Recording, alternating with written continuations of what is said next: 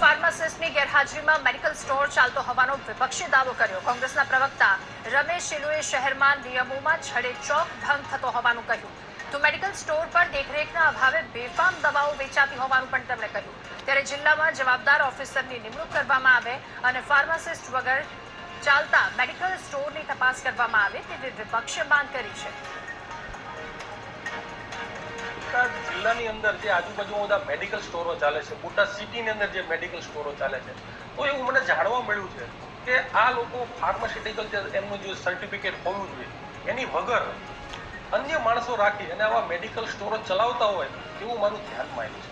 આના કારણે એવું બની શકે ઘણી વખત લોકોના આરોગ્ય સાથે પણ ચેડા થાય। તો મારી સરકારશ્રીને મેં ઉપર પણ રજૂઆત કરી છે અને દરેક જગ્યાએ જ્યાં રજૂઆત કરવાની કરી છે તો તાત્કાલિક આ બાબતમાં યોગ્ય તપાસ કરવામાં આવે અને દરેક મેડિકલ સ્ટોરની અંદર ફાર્માસ્યુટિકલ જેની પાસે ડિગ્રી હોય એ જ લોકો બેસે, જેથી લોકોનું આરોગ્ય સાથે ચેડા ન થાય।